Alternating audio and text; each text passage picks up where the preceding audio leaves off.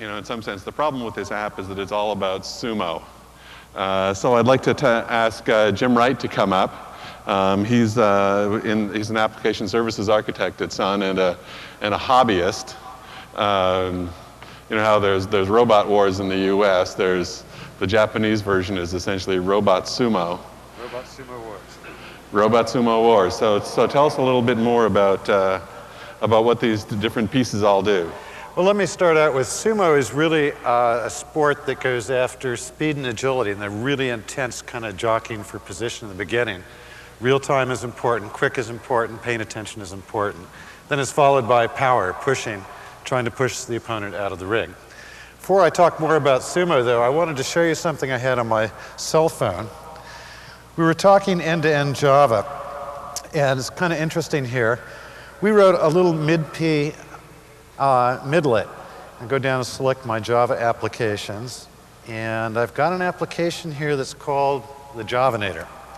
We have two parameters we can look for. One of the parameters has to do with speed, one has to do with agility, and this maps onto that intense period of real-time jockeying in the beginning of a match. Sort of like the Dungeons and Dragons character configuration. Very much like that. And in this case, we're going to trade off out of 100, 80 speed, 20 agility. Submit this. We're done. Before I go any farther, I think I should introduce you to my two assistants. And let me just go over here and take a look at these guys, and then we can talk a little bit about them.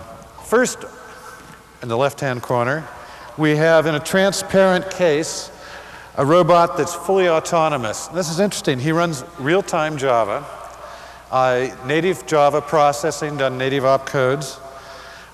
He's got a lot of electronics in him, you can tell.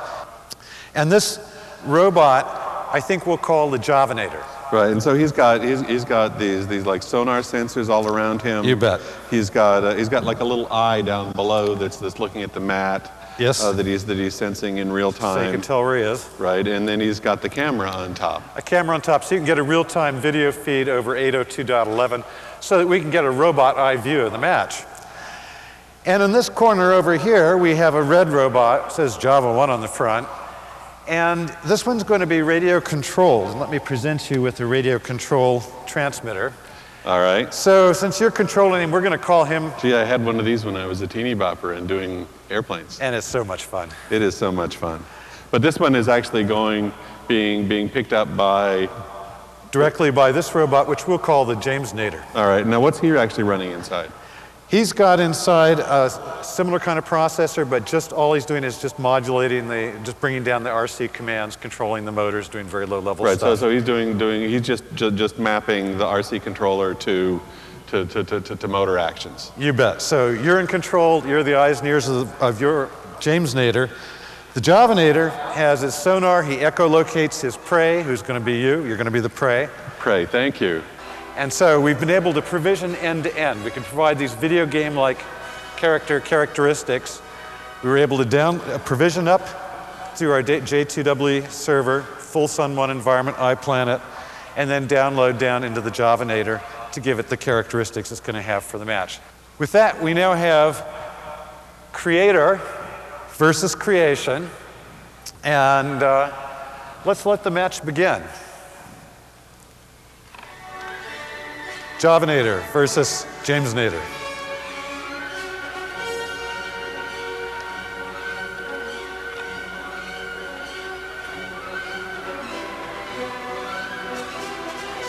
Oh, I think he sees you. Yeah, he went after you. He's got you again. Uh-oh. He's going to get you. Okay. Oh, no, no. Oh. So, that was one bout. I think we ought to ask for a rematch.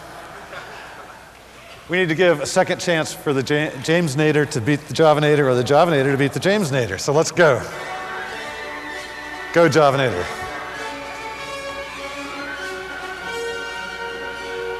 Oh, he spotted you. He's after you. Oh, he's got you again. Now it's a pushing match. A true sumo's test of strength.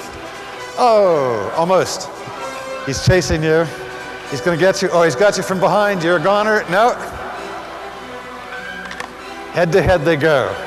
Oh, it's push, push, push. And now I can't turn because if I turn, he's got me. Push. Javanator wins a match. So one of the things you have to understand is that these guys have been crippled. The autonomous guy has been crippled, because of the whole game trade-off. If you try to play this guy with no crippling, it's actually really boring.